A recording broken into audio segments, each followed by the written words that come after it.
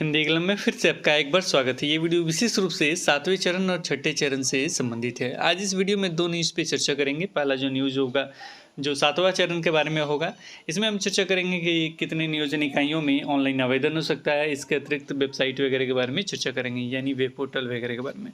इसके अतिरिक्त एक और न्यूज़ है, वो न्यूज़ है आपका छठा चरण से संबंधित, माध्यमिक और उच्च माध्यमिक से संबंधित।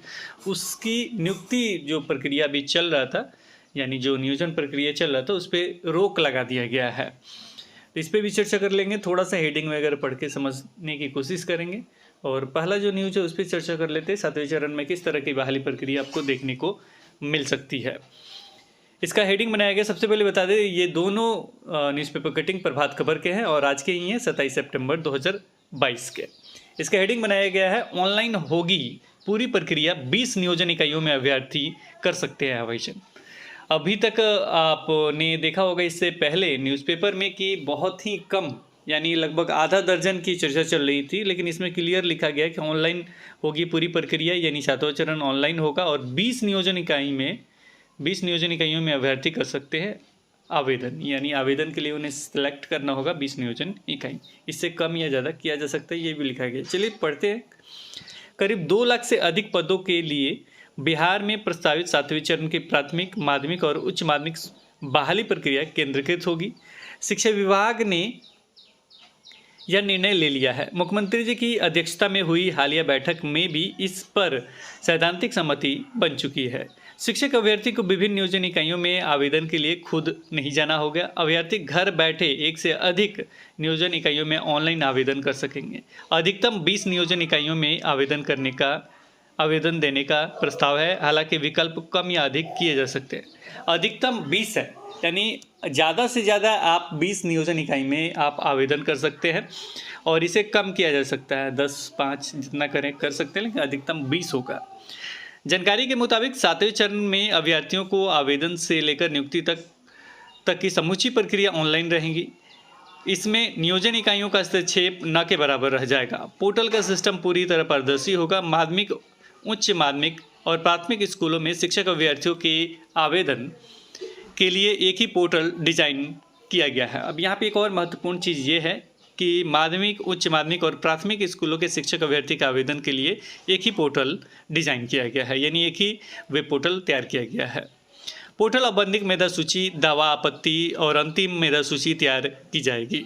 अब यहाँ पे एक चीज़ और बहुत बढ़िया है, आवेदन कर लेंगे और विकल्प आप चूज कर लेंगे कि कहाँ कहाँ आपका होगा। 20 अधिकतम है, लेकिन इसमें थोड़ा सा ये होता तो अच्छा रहता है कि लास्ट में उसको समराइज करके जहाँ मर्जी वहाँ भेज दिया जाता, जब जितना जिन लोगों का है। लेकिन फिर से इसमें एक और प्रॉब्लम ये आ रहा है कि मतलब सब कुछ ठीक है, लेकिन इसमें ये हो जाएगा, वेटिंग लिस्ट का तो वैल्यू नहीं रह जाएगा, ये दिक्कत होगा। लेकिन ये चीज़ रहना चाहिए, इस पर भी निर्णय होना चाहिए। फिलहाल जब निवाली बाहर आएगा उसके बाद इस पर कार्य होगा। किया गया है पोर्टल औपबंधिक मेधा सूची। अब इसमें और अच्छी चीज़ ये है कि पोर्टल क्या करे, औपबंधिक मेधा सूची करेगा, फिर दावा लेगा, आपत्ति लेगा, कि ये ऑनलाइन ही सारा चीज़ प्रोसेस होगा और लास्ट में फाइनल जो मेरिट लिस्ट तैयार होगा वो तैयार होके आ जाएगा। बहुत अच्छा कार्य है, बहुत अच्छा, ये मतलब इस तरीके से होगा, बहुत तेज़ी से होगा। संबंधित नियोजन इकाइयों को पोर्टल की लिंक पर ही अपनी औपचारिकता पूरी करनी होगी। केवल काउंसलिंग के लिए अभ्यर्थी को नियोजन इकाई में समर्थ खड़ा होना होगा। ये अच्छी चीज़ है। काउंसलिंग में डॉक्यूमेंट वगैरह देखना होता है, तो इसके लिए अभ्यर्थी को खुद जाना होगा। और इससे अच्छी बात ये होगी कि बस वही काउंसलिंग करा लेना, उसके बाद सारा प्रोसेस समाप्त हो जाएगा। तो समर्थ खड़ा होना होगा। सूत्रों के मुताबिक अभ्यर्थी के गृह नगर में ही उनके जरूरी दस्तावेजों का सत्यापन हो जाएगा। इसके लिए अभ्यर्थी की ज़रूरत नहीं होगा, गृह नगर में ही उनके जरूरी दस्तावेजों का सत्यापन भी हो जाएगा। इसके लिए अभ्यर्थी को ज़रूरत नहीं होगी। सब कुछ पोर्टल के पेज नंबर 21 पे चलते हैं। पोर्टल के जरिए ऑनलाइन किया जाएगा। अभ्यर्थी जहां चाहेगा वह नियोजन इकाई पहुंचकर काउंसलिंग करा सकेगा। हालांकि स्कूलों में रिक्तियों और दूसरे क्राइटेरिया के हिसाब से, उनके चॉइस के हिसाब से नियुक्ति पत्र निर्गत किया जाएगा। अगर पहली बार में उनकी चॉइस के हिसाब से स्कूल नहीं मिलेगा तो उसे ऑनलाइन ही दूसरी और तीसरी बार मौका मिलेगा। दूसरा और तीसरा यानी 3 समव्यवहार होने जा रहा है। अभ्यर्थी को हर सूचना पोर्टल के जरिए मिलती रहेगी। नियुक्ति प्रक्रिया संबंधी सभी सूचनाएं उसे पोर्टल पर ही मिल सकेंगी। इस तरह अब श्रम और पैसा अधिक खर्च नहीं करना पड़ेगा। तो ये अच्छी चीज़ें हैं, लेकिन इस तरीके से ससमय बहाली प्रक्रिया हो तो। इसके साथ ही अगर हिंदुस्तान न्यूज़पेपर में थोड़ा सा देखिएगा तो वहाँ बीटेड की भी चर्चा है, लेकिन कल कुछ अभ्यर्थी गए थे, कोशिश हम करेंगे आज तो थोड़ा सा ये है, लेकिन कोशिश कर रहे हैं कि उन अभ्यर्थियों को लाइव लाने की। तो वहाँ पे कुछ और ही पता चला, उन्होंने साफ इनकार कर दिया, लेकिन आज भी कुछ अभ्यर्थी जाएंगे तो उनसे भी बातचीत होगा, तो देखिए क्या कुछ क्लियर बाहर निकलता है। लेकिन साफ ये कि हम आपके लिए काम कर रहे हैं और आपका काम चल रहा है, यही बताया गया है। और इसके अतिरिक्त देखा जाए तो एक और न्यूज है, जो हाईकोर्ट के फैसले पर शिक्षा विभाग ने दिया आदेश। हाईकोर्ट का फैसला आया था और उसमें 2017-19 के बीएड अभ्यर्थियों के जो नियुक्ति पत्र है उस पर रोक लगाने का, 16, 18, 17, 19 मतलब इसका ऑफिशियल लेटर है। अभी हमने देखा था कि जो 19 तक के जो बीएड है उनके अभ्यर्थियों के नियुक्ति पत्र पर रोक लगा दिया गया है, क्योंकि कुछ अभ्यर्थियों ने इस पे केस फाइल कर दिया था, तो इसके लिए ये रोक लग गया है। यहाँ पे ये वाला पढ़ लेते हैं। प्रक्रिया में शामिल होने वाले अभ्यर्थियों पर आपत्ति।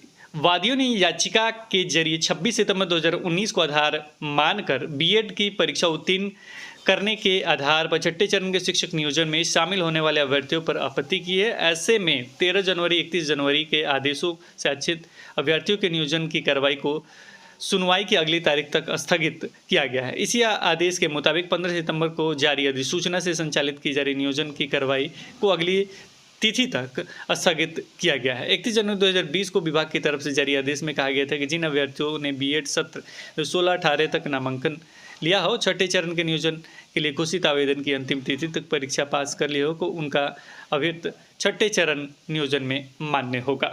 तो इसके बाद कुछ अभ्यर्थी चले गए थे कोर्ट में, फिर वहाँ पे अगले मतलब एक तरह से कहा जाए कि शिक्षा विभाग ने इसे अगले आदेश तक रोक लगा दिया है और कहा कि जब तक इसकी अगली सुनवाई नहीं हो जाती तब तक इस पर कोई भी अपडेट आपको नहीं मिलेगा। तो फिलहाल जो है, जो बहाली प्रक्रिया चल रहा था छठे चरण का माध्यमिक और उच्च माध्यमिक का, ये फिलहाल फिर से स्थगित कर दिया गया, फिर से रुक गया। और ये कब तक रुकेगा को जब तक वो सुनवाई नहीं हो जाती। मेरे ख्याल से जल्दी इसकी सुनवाई भी होने वाली, डेट मुझे एग्जैक्ट याद नहीं आ रहा, लेकिन देखिए क्या कुछ होगा, लेकिन फिलहाल वो स्थगित कर दिया गया है।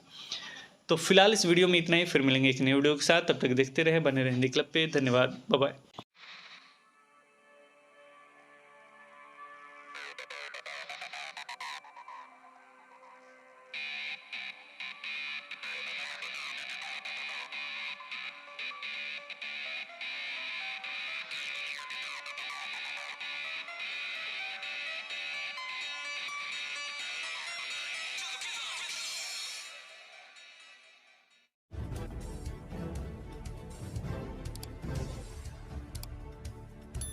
सब्सक्राइब कीजिए हिंदी क्लब को, दबाइए इस बेल आइकॉन को ताकि हमारा वीडियो आपको मिले सबसे पहले। शेयर करें अपने दोस्तों के साथ ताकि वो भी इसका लाभ उठा सके। ये सब बिल्कुल फ्री है।